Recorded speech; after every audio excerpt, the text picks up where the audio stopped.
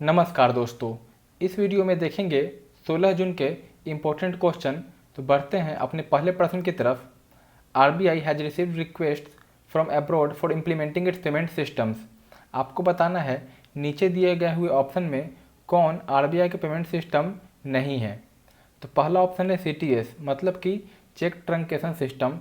इस सिस्टम के through RBI means कोई भी बैंक मशीन के थ्रू चेकों का फास्ट क्लियरेंस करते हैं। भारत एकमात्र देश भूटान के साथ अभी इस तरह का पेमेंट सिस्टम साझा करता है और दुनिया में किसी देश के साथ नहीं। दूसरा है NEFT, net electronic fund transfer. इसमें भी बैच के थ्रू इकट्ठा फंड ट्रांसफ़र होते हैं।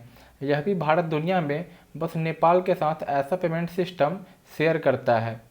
तीसरा है UPI means United payment interface. एक तरह से इंटरफेस है जिसके ऊपर में सारे ऐप्स बनाए जाते हैं। एनपीसीआई इसी के अंदर आता है, national payment corporation of India, जिसके अंतर्गत 21 बैंक है और ये एनपीसीआई यूपीआई पे ही बना हुआ है और यह 2016 में बना था। तो यह तीनों तो आरबीआई के ही हैं। फिर चौथा था मैसेजिंग सर्विसेज। यह भी आरबीआई का ही तरीका है ताकि मैसेजिंग के थ्रू जहां नेट की सुविधा नहीं है वहां पेमेंट हो सके। तो ये चारों आरबीआई के ही पेमेंट सिस्टम है, तो इसका आंसर हो जाएगा नन। एक और है रुपे कार्ड, जो कि हाल में ही भारत सरकार ने आरबीआई के थ्रू मार्केट में लाया। यह अपनी तरह का भारत का पहला डेबिट कार्ड और credit card payment network system है। आप याद रखना, भारत का पहला पेमेंट नेटवर्क सिस्टम है जो कि अब भारत सरकार इसको दुनिया में ग्लोबलाइज करना चाहती है और इसी कारण इम्पेटस देती है लोगों को कि आप रुपे कार्ड लें, और अन्य योजनाओं में भी भारत सरकार रुपे कार्ड ही देती है। बढ़ते हैं अपने अगले प्रश्न की तरफ। Which Indian state has issued a new health protocol saying that it would consider everybody as an asymptomatic carrier of कोविड-19 बाई डिफ़ॉल्ट। तो दोस्तों, यह काफ़ी अच्छा तरीका है जिसके तहत मेघालय की सरकार ने बोला है कि हम बाई डिफ़ॉल्ट सभी को ऐसा मान के चलेंगे कि वह एसिम्प्टोटिक कोविड-19 पेशेंट है। एसिम्प्टोटिक कोविड-19 पेशेंट का मतलब वह होते हैं जो कि जिनमें कोई सिम्टम नहीं दिखता है, मीन्स जो भी क्रिटिकल सिम्टम्स होते हैं कोविड के लिए वैसा कोई सिम्टम नहीं दिखता है, बट अगर उनका टेस्ट किया जाए तो कोविड पॉजिटिव होते हैं। ऐसे केस में इन्हें 14 दिन का होम क्वारंटाइन दे दिया जाता है। तो बेहतर तरीका एक ये है, मीन्स अगर इन्वर्स या रिवर्स इंजीनियरिंग जो ही बोले तो उसमें यही है कि बैक पीछे की तरफ से देखते हैं तो हम एक एजम्पशन मान ले कि सभी एसिम्प्टोटिक है और फिर इस केस को डील करें। तो फिर ऐसा होगा कि हर एक इंसान एक दूसरे को एसिम्प्टोटिक समझेगा तो उससे दूरी बना कर रखेगा, तो इससे कोविड-19 से लड़ने में काफ़ी मदद मिलेगी। तो ऐसा किया है मेघालय की राज्य सरकार ने, काफ़ी सराहनीय कदम।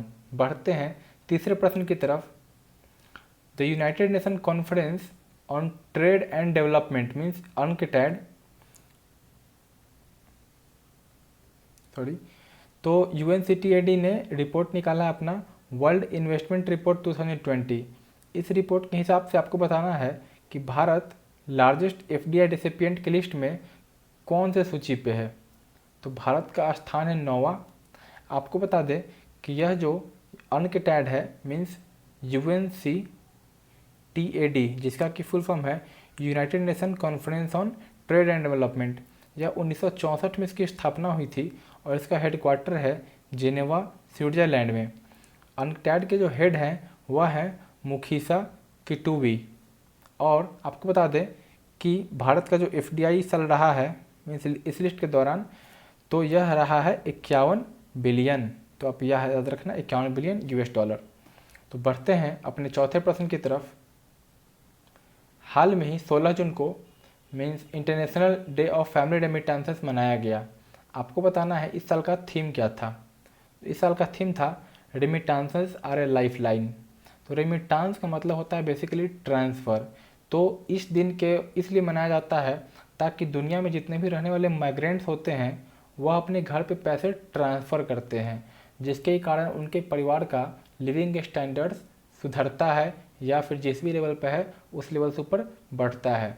तो इस international day of family remittance को मनाता है यूनाइटेड नेशन। अभी हाल में एक रिपोर्ट आया वर्ल्ड बैंक के थ्रू। वर्ल्ड बैंक ने बोला है कि इस साल भारत का जो रेमिटेंस आता है दुनिया भर से, आपको मालूम ही है कि भारत एक काफ़ी ज़्यादा लोग रेमिटेंस मीन्स माइग्रेंट किए हुए होते हैं, तो रेमिटेंस काफ़ी ज़्यादा आता है, चाहे वह केरला से लोग बाहर जाते हैं या किसी अन्य राज्य से। तो इस साल भारत का जो रेमिटेंस है वर्ल्ड बैंक के हिसाब से 23 बिलियन से डिक्रीज कर जाएगा और आ जाएगा 64 बिलियन पे। पिछले साल यह था 83 बिलियन यूएस डॉलर। आशा है आपको आंकड़ा के साथ सब कुछ मज़ा आ रहा होगा ये स्लाइड देखने में, तो कृपया पूरा वीडियो देखिए और अपने दोस्तों के साथ भी शेयर कीजिए। बढ़ते हैं पाँचवें प्रश्न की तरफ। India has joined the global partnership on artificial intelligence GPAI as a founding member, who is widely recognised as the father of artificial intelligence. दोस्तों, भारत को GPAI जो है global partnership on artificial intelligence, ताकि जितने भी आर्टिफिशियल इंटेलिजेंस पे research होंगे उसका इस्तेमाल कैसे होगा, मीन्स एथिकल होना चाहिए, उसमें भारत को शामिल कर लिया गया है। अन्य भी काफ़ी देश इसके फाउंडिंग मेंबर में है, जैसे कि अमेरिका से लेकर साउथ कोरिया, काफ़ी सारे देश हैं। लेकिन आपको बता दें साथियों, जो फादर ऑफ AI है वह है जॉन मैकार्थी। इन्होंने ही पहली बार AI का टर्म कॉइन किया था और इस दिशा में इन्होंने काफ़ी कदम उठाए हैं। आपको बता दें, जो GPAI का समिट होगा और जो भी इसके सेक्रेटरीट होंगे वो सब OECD के अंतर्गत आएगा, और OECD का हेडक्वार्टर है पेरिस, फ्रांस में।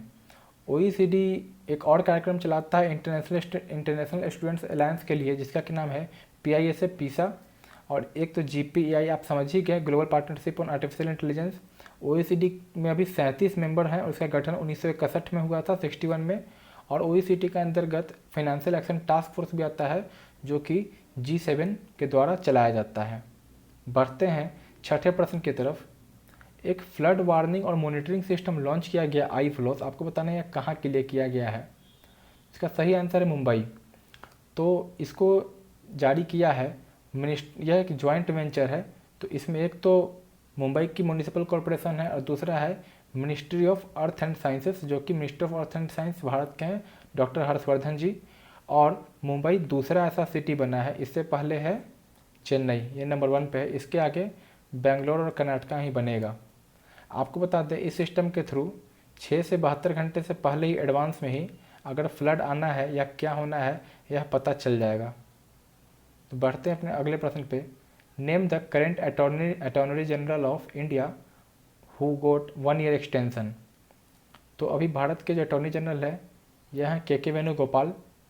इन्हें राष्ट्रपति भारत के अटॉर्नी जनरल को नियुक्त करता है, जो आप तस्वीरों में देख सकते हैं।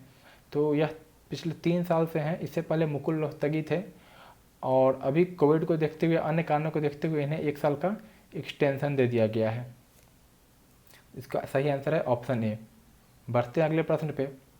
Who becomes first women to reach deepest point of ocean. तो चैलेंजर डीप के तहत पहली महिला बन गई है कैथरीन डी सुलिवान। आप तस्वीर में देख सकते हैं।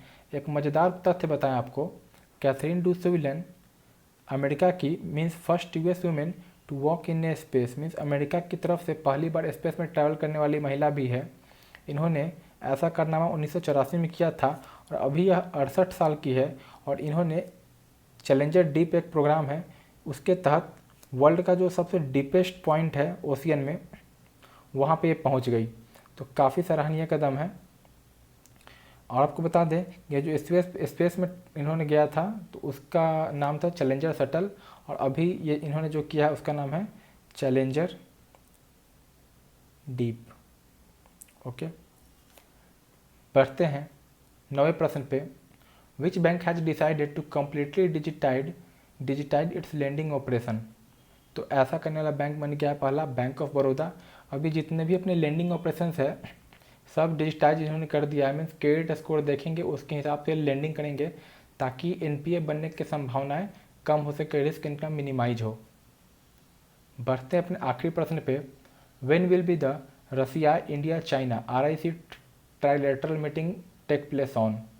तो यह मीटिंग होना है 22 जून को, जिसमें भारत की तरफ से भारत के एक्सटर्नल अफेयर्स मिनिस्टर शामिल होंगे, जो कि हैं S जयशंकर। ओके, इससे पहले भारत एक और ट्राइलेटरल मीटिंग करता है, जो कि है JI। इसको अगर पढ़ें तो जय हो, इस तरह पे याद रखना। तो इसमें J for Japan, A for America, I for India है। यह तीनों का सामंजस्य इसलिए ज़रूरी है ताकि इंडो पैसिफिक रीजन में शांति बना रहे। और उसी तरह दूसरा ट्राइलेटरल है RIC, रसिया, इंडिया, चाइना। इसको इसलिए बेसिकली इसको व्लादिमीर पुतिन ने इसको बनाया था, उसको इम्पेटस दिया था ताकि वेस्ट को बता सके कि एशिया के देशों में भी सामंजस्य है और रसिया, इंडिया और चाइना ये तीनों दोस्त हैं। तो खैर ये सारी बातें हैं। तो आज का यह वीडियो यहीं समाप्त होता है। देखने के लिए धन्यवाद। कोई फीडबैक हो हमें ज़रूर बताएं और 17वां तारीख की वीडियो के लिए में 17 जून की वीडियो हम जल्द ही आपको पेश करेंगे। So bye bye and till then good bye.